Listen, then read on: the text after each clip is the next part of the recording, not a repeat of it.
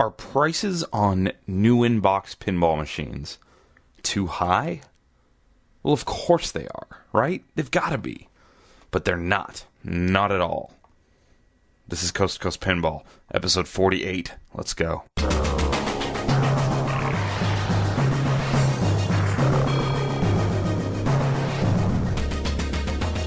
Welcome to Coast to Coast Pinball. Thank you very much for joining us here tonight.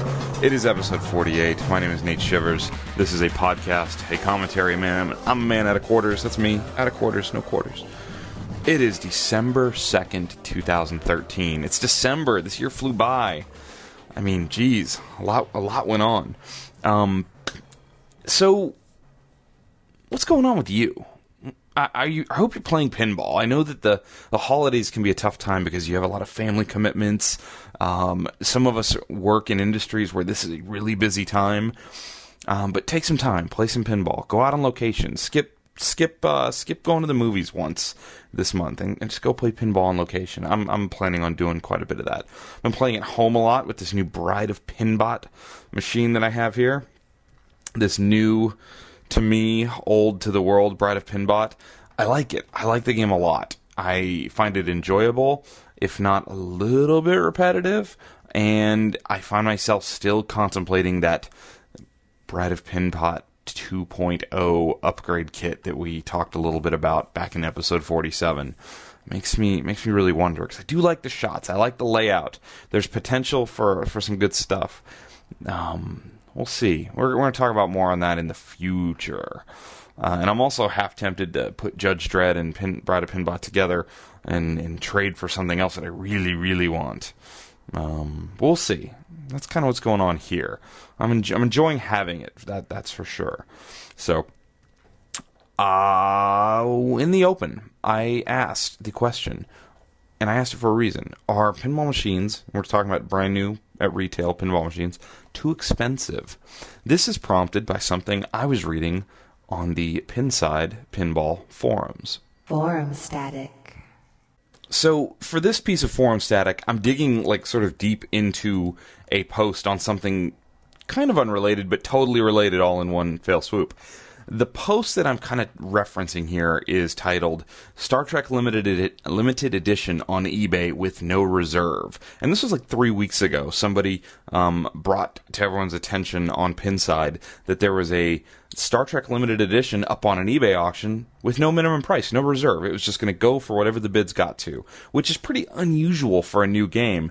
And we'll talk a little bit about that in a second, but the game ended up selling for $6,900. So if I do my little investigating on what a Star Trek Limited Edition is supposed to cost, I believe it's quite a bit more than that.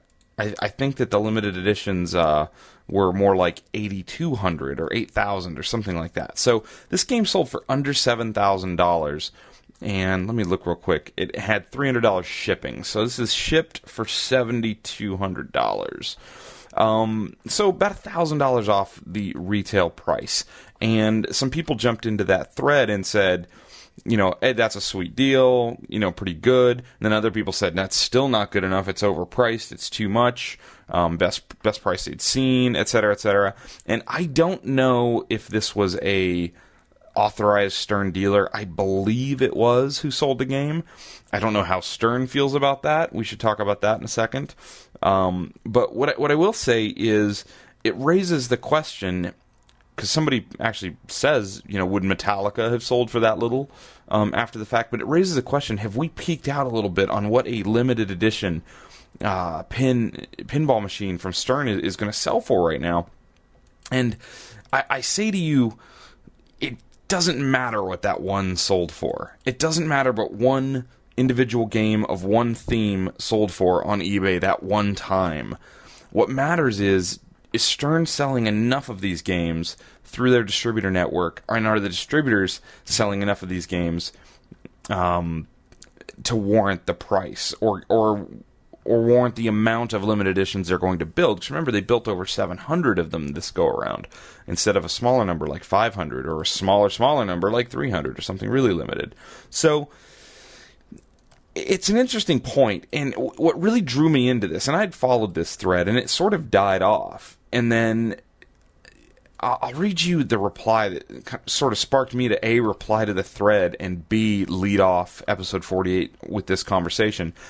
A poster named Pinball Company in Columbia, Missouri, who I believe is a distributor, I believe is a Stern distributor, replied this evening, I posted this one on eBay as an experiment. I do think the result is very telling to me. In this age of Pro, Standard, plus multiple Premium and LE versions, I think we need a bit of a reality check. Not long ago, I could say that new pinball machines represented a great value compared to the surging prices of A-list titles. Basically saying, why would you buy a Medieval Madness for $12,000, $13,000 when you can go out and buy a brand new Metallica for, $5,000 for a Pro.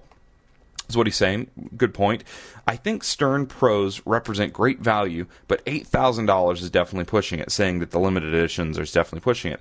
I think it shows how strong the pinball market is, and the door is wide open if you can build a great machine and retail it for under $5,000. I'm surprised that in a world where LCD TVs, PCs, and other consumer electronics have fallen drastically, and he's meaning price, new pinball machines have gone the other direction.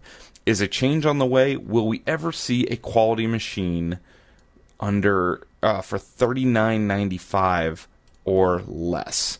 Well, okay, so first of all, no. In the current state of things, we will not see that. That is not going to happen. I'm a little surprised that a Stern distributor, and I don't know the pinball company, I've looked at their website briefly, looks like they have a nice site, looks like they are Jersey Jack and Stern distributor.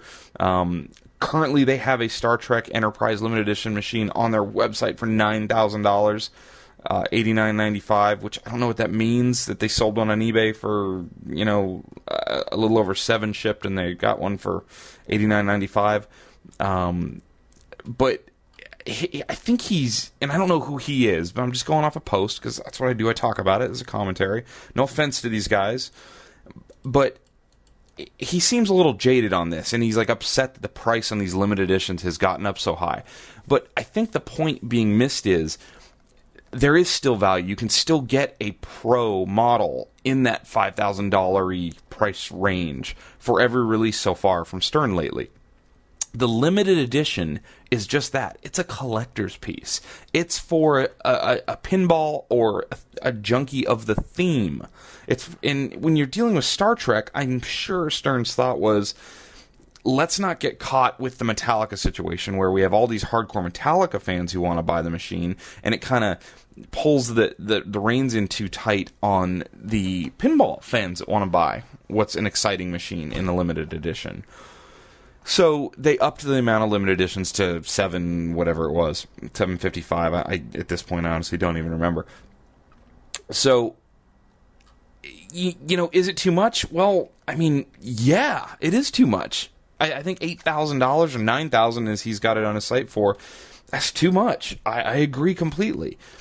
Are some people going to pay it? Yes, some people are going to pay it. Because it's a collectible product, it's limited in its nature. By the whole nature and definition of what it is, it is limited. Is $5,000 too much? This gentleman seems to think so, because he's asking, is a change on the way? Will we ever see a quality machine for $39.95 or less? So I replied mostly to the part about, I'm surprised in a world where TVs and computers have fallen in price drastically, pinball machines went another way. And here's kind of what I replied. I won't read you my reply, but I'll give you kind of my take. You shouldn't be surprised at all. If you really look at what's going on here from a manufacturing standpoint, first and foremost, these machines are built in the United States by workers from the United States with a fair amount of U.S.-based parts in them. As far as I know, still, Stern uses quite a few parts sourced from the United States. Not all, but quite a few. Anything built in the United States has basically risen in price over the past 15, 20 years. It's very difficult to have the price of something built in the United States stay at the same level of quality and go down in price, especially when we're talking about something with a fairly low production number like a pinball machine. on a good game now, 3,000 units is great. If they can build 3,000 of every game, I think they're pretty happy with that.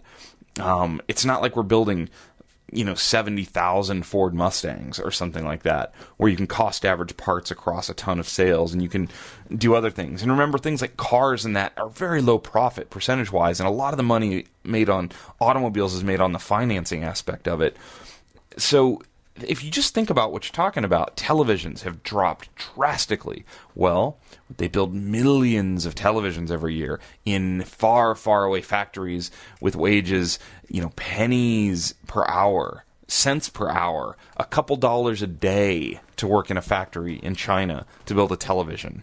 Whereas you're talking about Chicago-based employees in a pro-union state, and I have no idea if the Stern employees are union members or not. I don't know that they are. But just know that Chicago is not a low-wage area. Chicago is a fairly good-wage area. And it's a benefit-heavy area. So to get workers in Chicago, you got to pay decently. The price to do business in Chicago is higher than if you were doing business in Jackson, Mississippi, or something like that.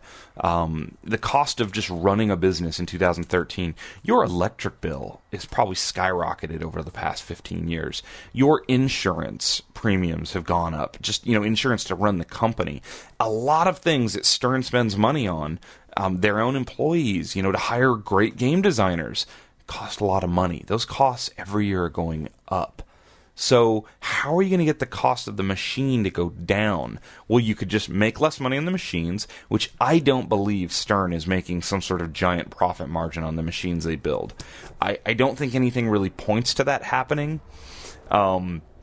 You could chintz on the quality of the machine. And I think that we've seen some of that in the past. I don't think we're seeing that today, but I think that you can look back at the past 10 years of Stern releases and point to some obvious spots where they were trying to save some money, so eke out some more profit margin. Sales weren't good. And you could do that to get the price way down, but to get the price that far down, you're talking a lot of cuts in quality dips and whatnot. And there's only so much you can do, really, right? I mean, what are we going to do? Basically make an EM layout with no toys and sell it for $4,000? Who's going to buy that? So there's this balance of creating a machine that's exciting and fun and brings people in. Because if nothing else, you can criticize Stern as much as you want. And I criticize Stern sometimes. I think some of the things they do are questionable, just in the way they market and the way they're so secretive and this and that. But what I won't ever take from them is, at the end of the day, I think the people working at Stern, from the top down, from Gary down to the designers and George Gomez, they want to build pinball. They want to grow this industry, and that's so important. And you can't go making bad games and do that. You'll have a game problem. And I think Gary's very aware of that. Gary wants to get games on the street so that we'll have new people playing. Gary's basically told you what the next theme is going to be, actually. I've gotten like 20 emails in the past month. What's the next theme going to be? Well, I know what it is. I can't tell you because somebody told me in confidence. 2 people have told me in confidence. It's out there. It's been mentioned. One of the themes that's been mentioned is it. And Gary's pretty much told you what it's going to be. If you go back and listen to his speech at Expo and read some other comments, it's obvious what it's going to be. I guess since I know it's obvious, read between the lines. There's a reason they're doing the next machine that they're doing. It's going to make some people angry. I'll leave it at that. There's going to be some people who are just going to yawn and laugh and say, oh, good, I don't have to buy this one. There's a reason they're doing it. They're trying to bring new players in, and that's great for Stern. So you can't go making chintzy machines because nobody will buy them and nobody will play them. So how are you going to make a $4,000 machine? Well, here's how you would do it. You would design a machine, and you would go to China, and you'd find a factory that builds something similar. Well, okay, there isn't really anything similar to a pinball machine. They build cars in China, and we don't buy them in the United States because we're scared that we will die in wrecks in those cars, and there's a lot of politics and other stuff going on why we won't buy cars from China, but I digress. They do build cars in China. So that, to me, is probably your closest manufacturing. Now, not really. And here's the example I'm going to give you. I worked for a company for almost 10 years called PV Electronics. You probably know the PV logo. A lot of people's first guitar amps were PV guitar amps. PV's based in Mississippi and has been around almost 50 years, from 1965 on. And when I came to the company, it was right in 2003 when they were starting to move manufacturing of many products from the United States and Mississippi and Alabama, where they had always built stuff, to China. And before that, the only products from Asia they really bought were sort of off-the-shelf guitars. Guitars that were being made that you could slap your name on or make a few little changes to and call it a PV guitar and have something in a price point. But when you talk about like multi-channel mixing consoles and like power amplifiers and multi-zone mixers and, complex electronic, equipment, that was all built in the United States. And I came in at a time where they were still building everything in the United States. And I remember every mixer we sold was big letters, made in the USA. That was the angle they had been taking. And they were getting killed in the marketplace because you had this marketplace filled with other companies like Mackie and Behringer and, tons of other companies who had already gone to China and said, forget this, we can build these things so cheap in China, we're going to do it.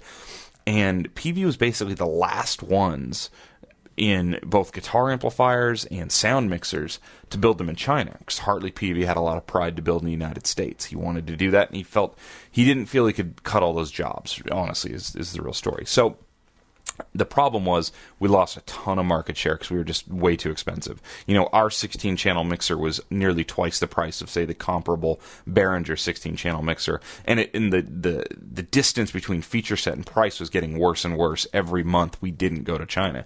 So finally we were forced to go to China. And the early experiments in China were brutal because you go over there without any idea how to do business over there, and you say, hey, build me this, and these factories want your business. So they say, okay, I'll build you that, no problem. And they build you a sample, and the sample is great. It's this really nice mixer or pinball machine, and it plays great, it runs great, it sounds great, and you're like, awesome, I'm going to order 2,000 of those. And they say, no problem, and you negotiate a price, and here's where it gets really tricky in China.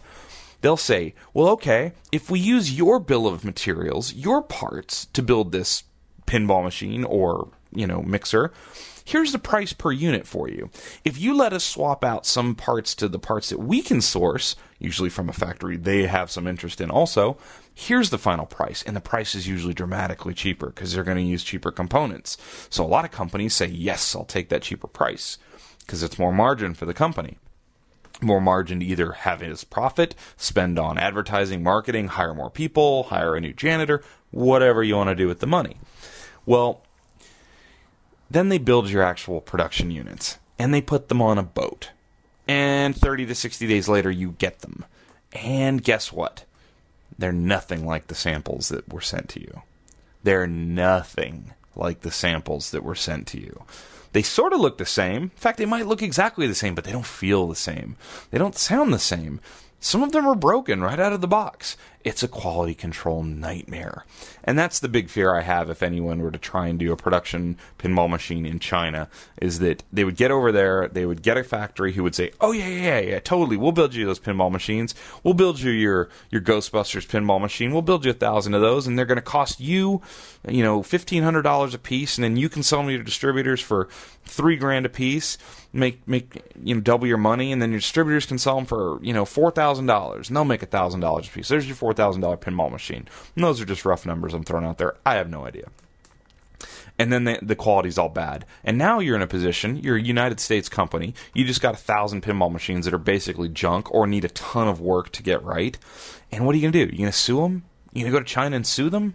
Guess what? They're out of business now. They're gone. It's really a tough thing to do. Building in China is tough, and to go over there just never doing it before, good luck with that. It's very tough. In fact, people are making a fortune just consulting companies on how to do business in China. That's a big sub-industry. So the fact that Stern is still building these machines in the United States with U.S. labor, with a lot of U.S. parts, amazing. I think it's actually amazing that these games are the price that they are, because they haven't gone up exponentially the same amount as musical high-end mixers and amplifiers did that were built in the United States from the same time period. If you look at a Twilight Zone game, what it sold for versus, like, say, a high-end 32-channel mixer, what it sold for, Twilight Zone should be, if you were to do that now in the United States, it'd be $9,000-$10,000. I mean, for real. That's the reality of it. So, in one fell swoop, I say yes, they're too expensive, but they're absolutely not too expensive. Here's why they're too expensive. And it's the problem that I can hear Gary Stern sort of struggling with a little bit when he gives his talk that he gives. And he knows he gives the same talk. And I just listened to the Spooky Pinball podcast where they did like their Christmas episode, and they're actually at Stern, and they interview everyone at Stern. If you haven't listened to it, go download it and finish listening to this later. Because it's a really good listen. They interview everybody there. And Gary Stern goes into the same thing, and he talks about how their marketplace is segmented. He loves to talk about this, how about half of their business is here in the United States, and a certain part of that business is still to operators. Overseas, it's mostly to operators, people who are buying these games as a way to make money. And in the United States, they have this big, kind of collector group. And we have the enthusiasts, and then we have the collectors. And there's the game room guy that he describes who just wants to buy a pinball machine. Oh, I liked pinball when I was a kid, and I'm going to buy one now because I'm 40 and I have a good job, and I'm not going out to the bars every night. And I'll buy a pinball machine. My wife's cool with it. I'll put it next to the foosball machine and the pool table. That's the guy who buys the one game, and he's happy. And then there's crazy people like me who drive to Bakersfield 6 hours round trip on Friday night after Thanksgiving to go get a Bride of Pinball that he didn't even really know he wanted till he won it. And we're the crazy folks, and they're trying to build for us too. Well, what struggles for him is he's got to play to all those customers. He's got to play to the guys who want everything, want the really collectible stuff. And I think that the natural reaction is, well, I'm going to build this fancy machine and make it super collectible, and it's going to be expensive. And that's just kind of where we ended up.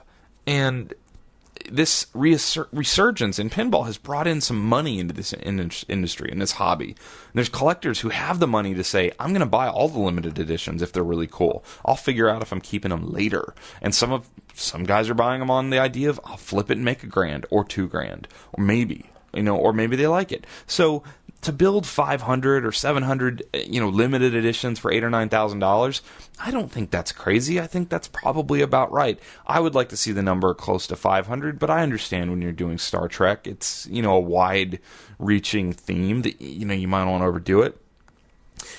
Is the value there just on a dollars for dollars thing? For me personally, no. I wouldn't spend $8,000 for Star Trek limited edition when the Pro is sitting there at $5,000 or less, and it's 95% the game, 90% the game. Now you may be thinking in your head, well, Nate, aren't you the fool spending $8,000 on a Medieval Madness? Yes, I am that fool. I raise my hand. I am that fool. I'm buying a Medieval Madness remake for $8,000. I struggle with it, but I think that it's a proven game that I know will hold a dear place in my pinball collection. I also think it'll always be worth $8,000.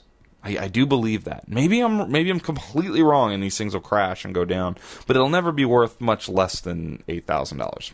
So I feel kind of safe there, and it's just a piece of pinball history that I'd like to have. It's generally thought of as the number one theme in pinball, that in Twilight Zone, which I already own, for a reason. It's not because people just, that owned it, upvoted it, so to speak. That's not what happened there.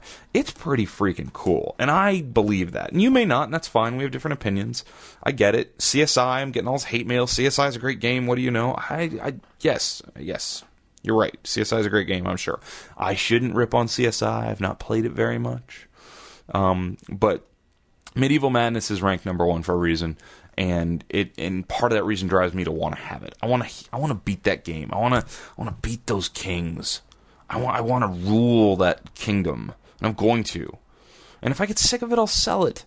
It's never going to be hard to sell that game, I believe. So you get into the limited editions. Would I buy them? I don't know. I don't think so. There might be the right theme that catches me, just like Metallica was the right theme to catch a lot of people, just like AC/DC was the right theme to catch other people. We're seeing it. Avengers was a tough one. Wasn't a theme that caught a lot of people, and the game wasn't that great. So you can buy the limited editions for less. Transformers, hey man, You want a bunch of toys and a lot going on for less than $8,000, you can go get a Transformers. So yes, it's too much money to those of you who feel it's too much money, but $5,000 to me, and we're talking retail here. That's the next thing I want to get to. Retail price. What's retail price? So there's a few industries in this world, like the one I work in. I work in musical instruments. I work in acoustic guitars, high-end acoustic guitars. We set a retail price, and then our distributors or our dealers sell the guitars for whatever they want to. We can't tell them what to sell for. Some companies in our industry, my company included, have a MAP, a minimum price. That's simply, it's not an agreement, it's just an is for the right to not do business. And one of them is using our guitars. We're going to say this price. It's not particularly my money here on the record. I'm talking about general MAP policy, advertised price. Let's turn that, I think probably do. So they say the minimum advertised price on let's just say an Angry Pro build. We're going to say it's $51.95. That's the minimum advertised price. So that's the least amount you can advertise that for. And if you go below that, Stern can probably do something against you, either not sell to you anymore, put you on probation, whatever. Now, what you actually sell that game for, you can sell for whatever you want. You can give it away. If I call your store and say, hey, I'd like to buy your Angry Birds Pro pinball machine, how much is that game? And you say, well, its retails $51.95, and I say, okay, but what's my deal? What's my price? And that's how guitars work, by the way. And our industry's always been that way. It's like cars and guitars. I don't know how it ever got there. So what's my price on this Angry Birds Pro edition, the one without the crazy extra slingshot or whatever? And the distributor's looking at his room full of stuff that he sells, and he's got a few Avengers games left. He's got an AC/DC Pro left, got one Metallica left, and he's got 6 Angry Birds, and he's like, oh man, I gotta sell one of these. How about $4,700? And I say, somebody else told me I can get it for $4,400. And the guy wants the deal, so he says, okay, $4,400, not a penny less. And you go, sold. So you just ate up a bunch of that guy's profit. Stern still got paid the same amount for that game, because Stern sold the game to the distributor. The distributor's choosing to make less money, and that's his prerogative generally. There's a thing called a Colgate policy out there where a manufacturer can actually set a minimum sales price, but it's harder to do, harder to enforce, and sort of dangerous because your distributor base doesn't have a lot of ways of moving inventory that might be slow turning. Because there are good reasons why you would want to discount products. Sometimes you just need to free up your money and get out of product. But what you don't want to see happen for the health of pinball dealers, if you want to have distributors and dealers out there, you don't want to beat these guys up and not let them make any money. Because these guys are sticking their necks out to buy these games, hoping to sell them, right? See what I'm saying? If we were all buying direct from Stern, the games would be less money, probably. More than likely, because there's no middleman at that point. But Stern wouldn't have games out on showrooms for people to go try out. And in the United States, I think you still need that. I think you still need distributors set up around the country who are going to take the games and then have people they sell to as far as operators, normally.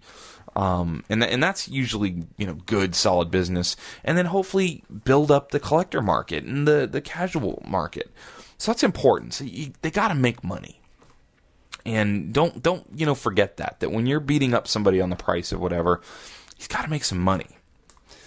So when I see a game go up on eBay by a Stern distributor, I kind of scratch my head a little bit and wonder, I wonder if Stern has an eBay policy. They may or may not. They may have a policy that says you are allowed to sell on eBay, but only at the minimum advertised price. It may be that. They may not have that. I would think they should have that, because here's the problem. If everyone just starts putting auctions up, you may have an area of the country where the games are selling fast. Maybe in Chicago, the games all sell for close to the retail price. But somewhere else, they sell for a lot less. So you're going to start playing with the value of your games on market to market. And you know what? Some will argue that that's how it should be. Let people set the price. But that doesn't take into account local markets and local business models. And I'm not sure that Stern wants that. So I'm a little surprised to see a Stern distributor putting a no reserve auction on a brand new game, especially a limited edition. brand new game. That surprises me a little bit. And I don't know. I don't know what I think about that. I wonder if maybe Stern has something to say about that. So, and the other thing about that machine is he sold it on speculation too, because he didn't have the game. It was said it will ship as soon as it is produced in December.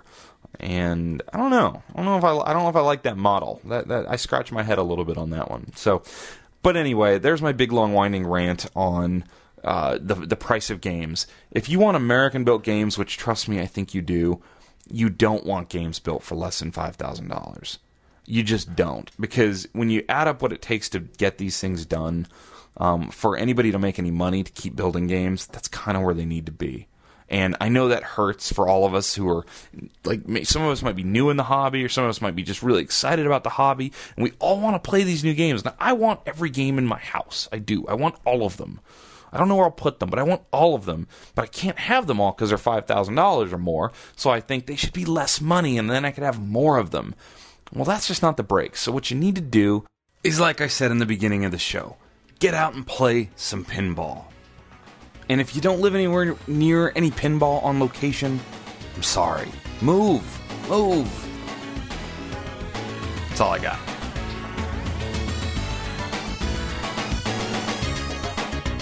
Wait. No, I'm not done yet. Hold on. I got more. I forgot to say something. So, what actually drove me nuts about that auction was the distributor says it was an experiment to, like, I think he's trying to prove a point that the games are priced too high and that it's really worth $7,000 and not $8,000 or whatever. The problem is, when you put a no reserve auction on that, all you're saying is that this one game at this one time, that's where it ended up. Who's to say that if he puts that game up at $8,000, buy it now with really nice pictures and really good descriptions and talks about his company and why he's the best guy to buy from, that he doesn't just sell it for $8,000? He may have just left $1,000 on the table. You don't know. I don't think it proves anything. That's why you don't want, as a manufacturer, your products going up on eBay on no reserve auctions, because you know what? Maybe that's just the most that your ad, the way you wrote it, was going to garner. Maybe that doesn't actually. Maybe guys who really would buy the game don't trust you, don't know who you are. I don't think that's a fair representation of what the game could sell for. Who's to say that if Stern didn't decide to sell all these games direct, all the limiteds, just, hey, we're selling these direct, they don't get $8,000 for all of them, no questions asked, done. So I meant to say that. Thank you. Soapbox, off of it.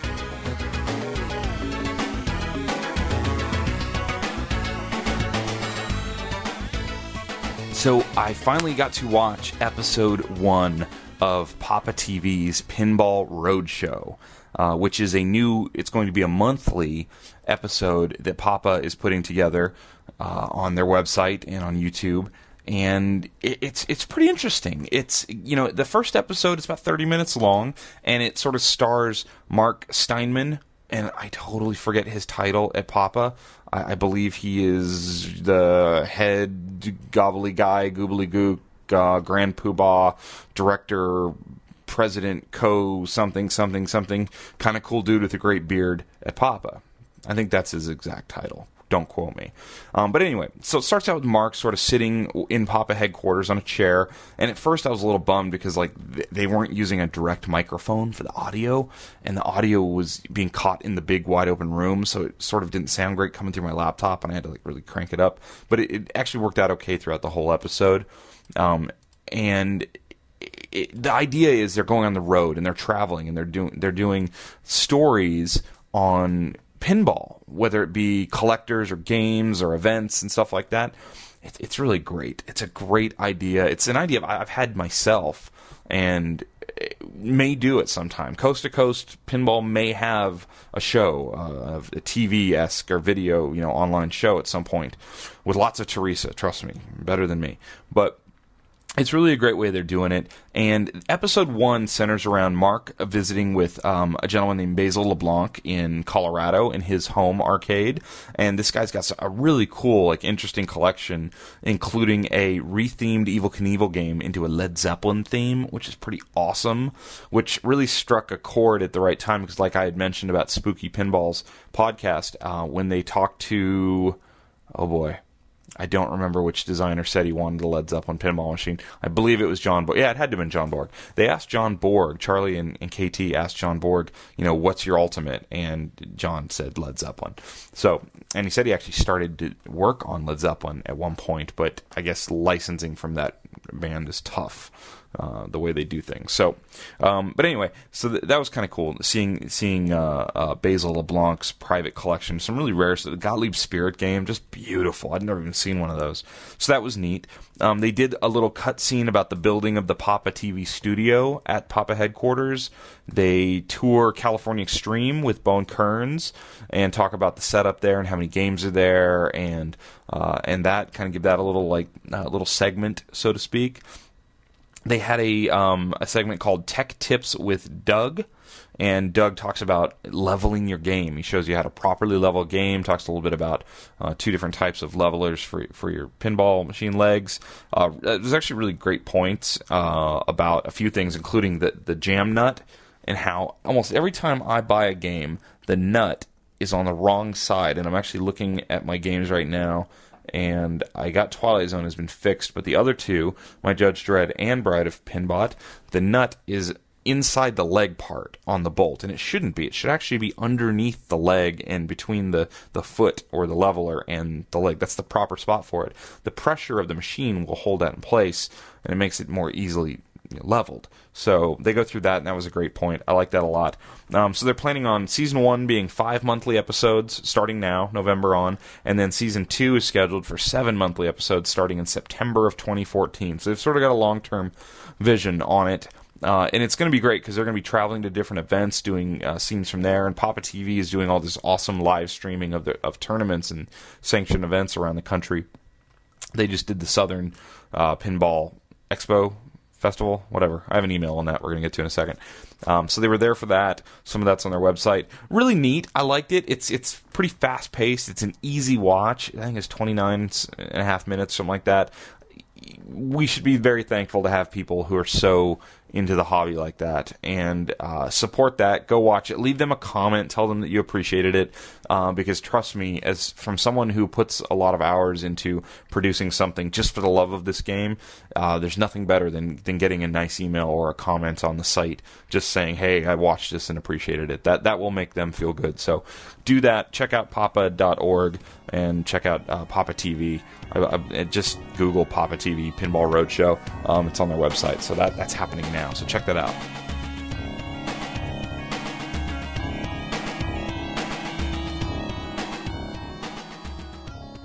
Check the email.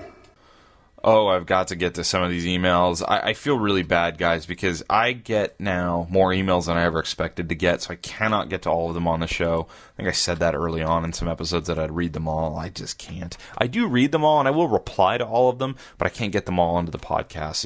It would probably bore people at some point. So I just pick out the ones that are either topical or just, I don't know, maybe have the best questions or comments. So M.R. Jones wrote me back because I read his email on a previous episode, and he corrected me because I called him Mr. Jones, and he actually said his name is actually M.R. Jones, M.R. Jones, not Mr. Jones. If it were me, I'd go by Mr. Jones because I think that's cool. So, he says, what I think you forget about when talking about 3 titles a year versus 2 titles is that it may lead to better sales, but it definitely splits your resources. Now we're talking about Stern doing 2 games versus 3 games. People have been complaining about code, right? Well, Stern has to have a team for Metallica, a team for Star Trek, plus they're probably working on the next title debut in 2014. Is it any wonder that X-Men's been shoved off to the side? What about Avengers or AC/DC? What about The Pin? And every time they release a new title without fixing the older code, they just get further behind. I mean, the code thing's an issue, and in listening to what's going on at Stern, it sounds like they've hired new programmers. I know there's the neat story going around right now with their newest hire, who's I think 23 or 24 years old, who literally just ran into George Gomez in an arcade in Chicago, didn't know who he was, and just started talking about how great, certain games were, and George Gomez is like, yeah, I designed that. And the kid ends up, and I say kid, the gentleman, the 24-year-old professional designer or whatever, he lands a job at Stern as a programmer. So I think Stern knows that. I think they're working on it. This resurgence is in pinball is real. It's happening. It's being felt in places. And you got to understand, when you run a manufacturing company, it's imperative that you aren't overstaffed or have too many parts or have too many of anything, because that's all money that goes down the drain. And I know we romanticize building pinball machines and designing pinball machines, but you will hear everyone at Stern say, because I'm sure Gary lets them hear it every day, first and foremost, they're a manufacturing company. And with that comes some things. And I think that they got stretched really thin as sales jumped up on them. And I'm not saying it's an excuse, but it is a reason why the codes have been so delayed. Is the people there are stretched thin.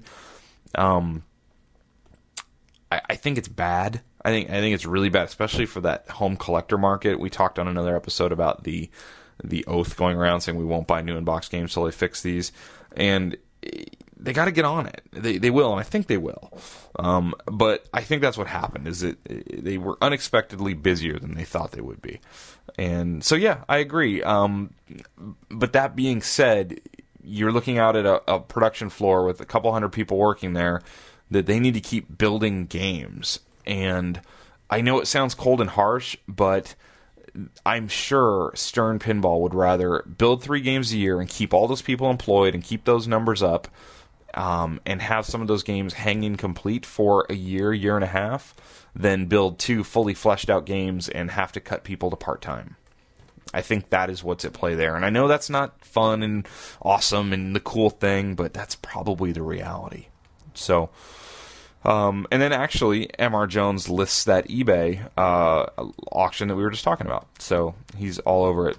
And then he points out, wanted to know if I'd heard about Carl Urban, who plays Bones in the new Star Trek movies. He's actually going to go in and do custom speech for the Star Trek game. And I had heard that. I heard that on the Spooky Pinball podcast and somewhere else also. So that's cool. So it shows me that they are trying to, flesh these games out and get more going. So thank you, M.R. Jones. Very much appreciate the email. Let's see. I had another email here I wanted to get to. Okay, so D wrote me here, and D is short for Dave. Hey, Nate. First off, I guess every time you get an email from me, it's going to be pretty long. Sorry. Don't ever apologize. I think it's great. And he writes, I totally forgot to do this earlier, but figure you'd like to hear about my experiences at the Southern Pinball Festival. I didn't take a ton of pictures or make a list of all the games because, quite frankly, I was too busy playing pinball. No problem. I totally understand that, Dave. It mostly took place in one medium-sized ballroom at a Crowne Plaza near Universal Studios. So this is in Orlando, Florida. This was 2 weekends ago. I'd estimate about 100 games, all pinball. Stern, Star Trek Pro, and LE were there, and I probably played more Star Trek LE than anything else. My thoughts on that shortly. There were 2 Wizard of Oz units there, but there's one on location near me, so I didn't bother. Since I've been to a lot of shows, and I haven't been to a lot of shows, and I haven't played a ton of different games, I stuck a lot to the A and B list stuff. Highlights for Dave were Spider-Man, Star Trek, and roller games. I love me some AC/DC, but again, there's one near me, so I haven't played a game or two. I guess I'm a Steve Ritchie guy. There was a class of 1812 with the volume turned all the way up, which I enjoyed. That's very, very cool. It was also my first time playing a real Attack from Mars, and I'm so used to playing the Pinball Arcade version that I just got completely destroyed every time. The roller games at the show was just beautiful. Diamond Plate LED'd out. I kept going back to it. That game is a riot. I really like roller games. I think that's a fantastic game, and with LEDs, I'm sure it looks great. It's interesting hearing about the jump that Dave had from Pinball Arcade version Attack from Mars to real Attack from Mars, because I gotta say, I had just recently been playing the Pinball Arcade version of Bride of Pinbot, and somebody emailed me this exact thing as well.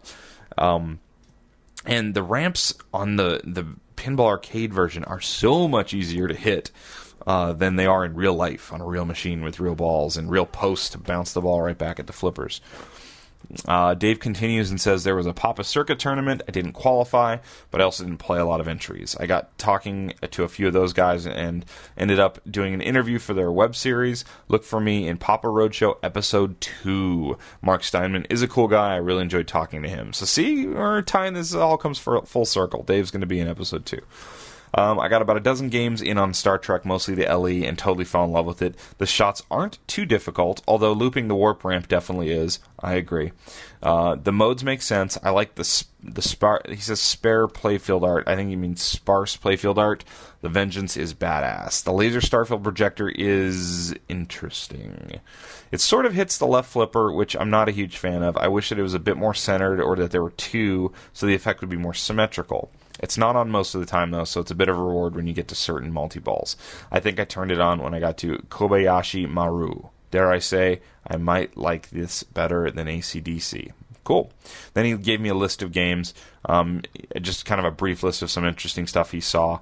And scanning that list, like Centaur 2, Vern's World. What else is on there? It's cool. Orbiter 1, The Transporter, very cool. And yeah, Doctor Who. And I really appreciate the email, Dave. That's an awesome report. Thank you very much. And I will look for you in episode 2 of the Pinball Roadshow on Papa. And then one more email. How are we doing on time? Okay, we're going to have one more email. Hey, Nate, I just got my t-shirt. Love the design. I really hope you do this shirt in red, as I love bright red t-shirts. Well, I don't know if I'm going to do it in red. The next color is not red. I will tell you that much so far. And this is from Todd, by the way. And Todd continues, could you possibly talk a little bit about how you do the actual podcast, meaning how you record it, how you get your info, etc.? I would love to have a little peek behind the curtain at Coast to Coast Pinball. I wish there was an episode every day. Thank you for all your efforts. Todd Rogers. Thanks, Todd. I don't know that we'll ever do a daily episode. That probably won't ever happen. I'd run out of stuff to talk about eventually. So, how I do the actual podcast? Well, I record into my laptop. I started out, I think episode 1 was recorded on my home computer, but I could hear the fan of the computer going, so I turned it off and just went to the laptop. I use a program called Vegas by Sony, which is really a video editing software, but a band that I used to play in recorded our entire album on Vegas, and it's great for audio too, so I use Vegas to record. I tried a bunch of different microphones when I first started, and there were lots that were okay, because I worked for a company that made microphones for a long time, so I have a bunch here. I ended up going with a headset mic, and it's a pretty high quality condenser microphone on a headset. It has, full ear covers, so it's like, production quality. It's the easiest for me because I move around a lot. I'm doing this show, and you probably hear my chair, which would drive me insane if I were you listening, but I'm not. I'm recording. You'll hear my chair squeaking and moving around because I rock back and forth. I read my notes. I turn around and look at the games. I move a lot. And having the headset mic, the mic's always right in front of my mouth where it should be. It's kind of how I record it. It's not the best quality mic in the world, but by the time I mix the episode down, and I mix the episode down at a fairly medium bit rate. I don't go all the way to 192. I actually have a custom bit rate of 160. And if you know what I'm talking about, you're one of the few that I mix everything down to when I go to MP3. So it's just talking, so I don't need to be, at like 320 or anything for hi-fi music. And plus the file sizes get really large, and I've really struggled with, should I go down farther from 160 to keep the file sizes smaller? Because I notice when I try and download in iTunes the podcast, if a file is larger than 50 megabytes, you have to do it through Wi-Fi, which I just, at some point just decided nobody was complaining. Everybody's got Wi-Fi somewhere. I was going to leave it that way. So I've left it that way. I kind of like the audio quality where it is. The mixing part, I do it pretty quick because I know how to use the program pretty well. I generally don't know what the music's going to be until after I've recorded and I go start grabbing music. Sometimes I'll record the whole audio portion and then come back to do all the mixing a few hours later if I'm a little burnt out or Teresa and I have something we're doing. The Getting in Bed with Teresa segments are recorded on my iPhone through a different program, and then I bump them over to the laptop because I literally am sitting in bed with her when we record those. That's all real. And yeah, as far as how I get my info, I read a lot about pinball. I read everybody's websites. I listen to everybody's podcasts. I seek out old interviews. I listen to everything I can, and I try and get out and meet people and play games, and that's sort of what I do. That's why I'm here. I want to attack this hobby that I love so much from the angle of the player, from the person out seeking games on location, from buying games, from looking at the historical side of it, kind of all of it. So, yeah, I don't know. That's what I got. I really appreciate you asking. And enough about that. Let's wrap this thing up. That's episode 48 in the books. It's December 2nd. You can find me. You can always email me, coast2coastpinball@gmail.com. Our website is coast2coastpinball.com. Which, by the way, Thanksgiving was the largest hit day for our website ever. Like, probably 20% more hits on Thanksgiving Day than any other day in the history of the website. So I don't know what that's all about. Pretty interesting. Downloads and streams of the show are just through the roof the past 3 or 4 episodes. So thank you. I appreciate that.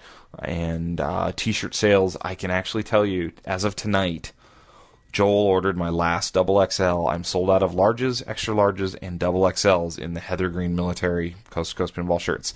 I have some smalls left, which will fit the ladies, the smaller framed ladies.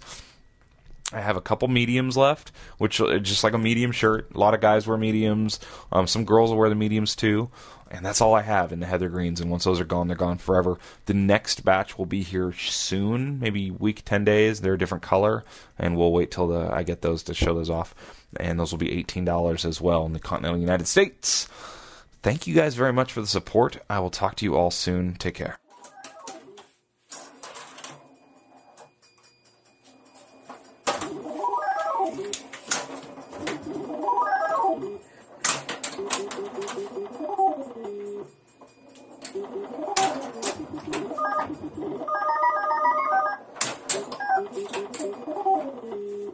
So this is just someone playing the Incredible Hulk 1979 game. It's kind of dull. I think we need to spruce up this old Gottlieb classic with a P-Rock board. Shall we? Yes, let's do it. Let's try this. David Banner, physician, scientist, searching for a way to tap into the hidden strengths that all humans have. Then an accidental overdose of gamma radiation interacts with his unique body chemistry. And now when David Banner grows angry or outraged, a startling metamorphosis occurs.